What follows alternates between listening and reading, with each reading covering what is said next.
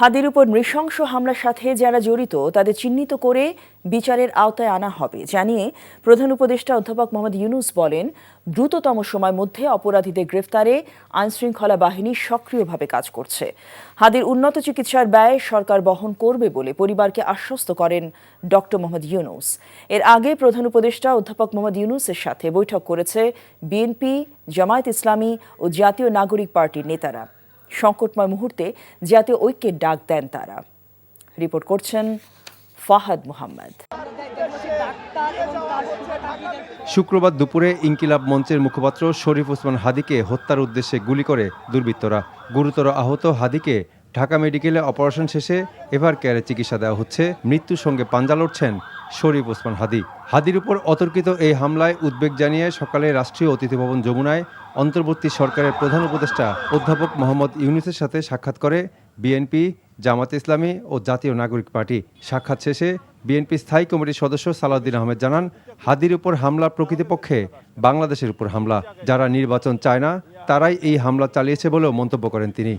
যদি আমাদের ভিতরে ঐক্য থাকে এবং আমরা গণতান্ত্রিক শক্তিগুলো, গণতান্ত্রিক রাজনৈতিক দলগুলো যদি ঐক্যবদ্ধ থাকি, আমাদের ভিতরে বিভেদ না থাকে, তাহলে পরে আমরা জাতীয়ভাবে এই জাতীয় সকল ধরনের সন্ত্রাসকে মোকাবিলা করতে পারবো এবং ফেসিবাদের দূষরদের যে কোনো ষড়যন্ত্রকে মোকাবিলা করতে পারবো।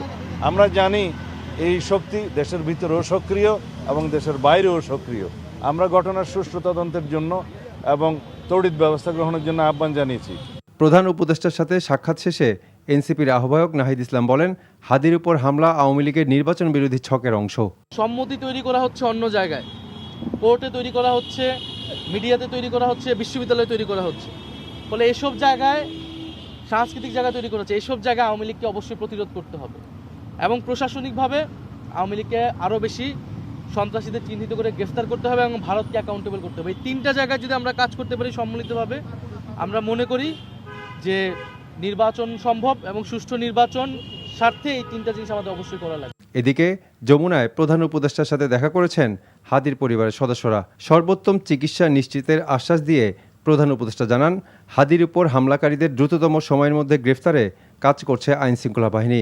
তার শারীরিক অবস্থা বিবেচনায় যদি দেশের বাইরে পাঠাতে হয়, সরকারের পক্ষ থেকে সে ব্যবস্থা নেওয়ারও আশ্বাস দেন প্রধান উপদেষ্টা। Fahad Mohammad, NTV news, Dhaka.